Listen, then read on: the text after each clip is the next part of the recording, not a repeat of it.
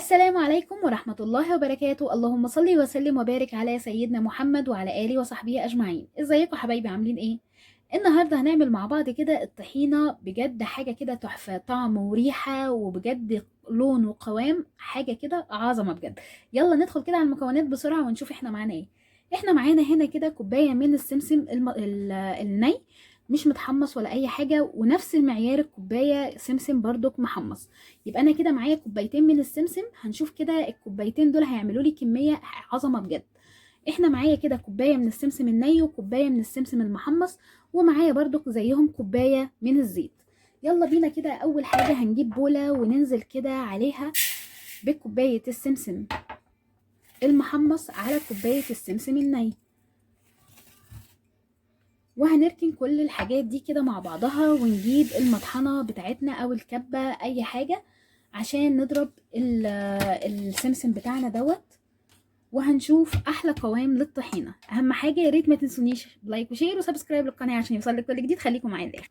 ودلوقتي هننزل كده في الكبه بتاعتنا او في المطحنه زي ما تحبي، هننزل كده بالسمسم بتاعنا بكميه السمسم كلها.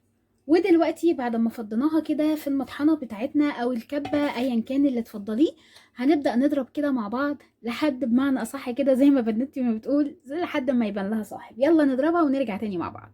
ودلوقتي يا حبايبي بعد ما ضربناها كده وخليناها كده زي البودر كده خالص، هنبدا بقى ان احنا ننزل في الخلاط بتاعنا كده بالزيت. انا عندي الولاد دلوقتي بقى مش سامعين، فالواحد يشتغل براحته، لان هم لو سامعين كانوا جم وقرفوني وعايزين هم اللي يعملوا. هننزل هنا كده بنص كمية الزيت كده، دي كده نص كوباية من الزيت.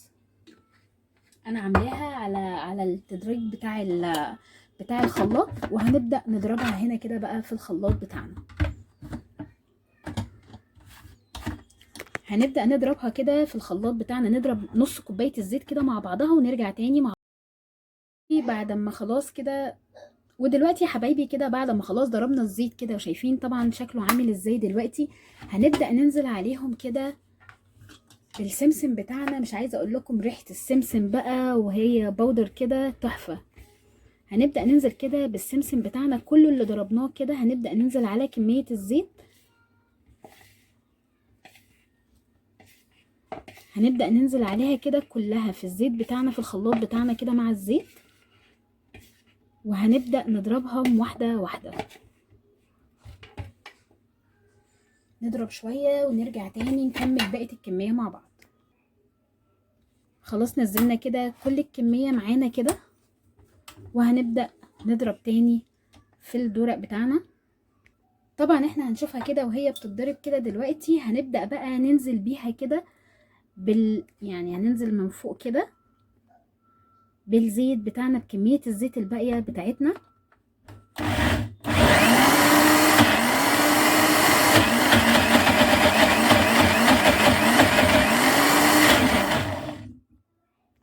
ودلوقتي واحنا كده بنكمل بقية الضرب، هنبدأ برضو ننزل كده بالزيت واحدة واحدة.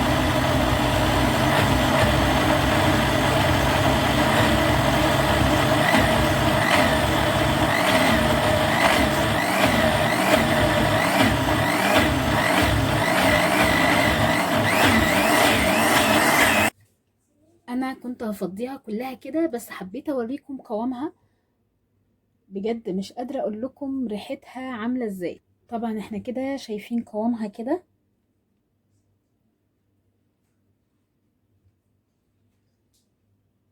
طبعا ما فيش بيت بيستغنى عن الطحينة. شوفوا الكمية اللي كانت معانا عملت لنا حبة عاملين ازاي.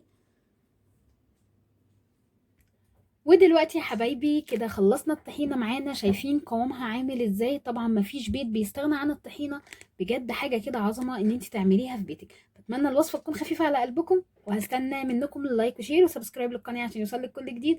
ودلوقتي نقول لكم نتقابل في وصفة جديدة، وباي باي.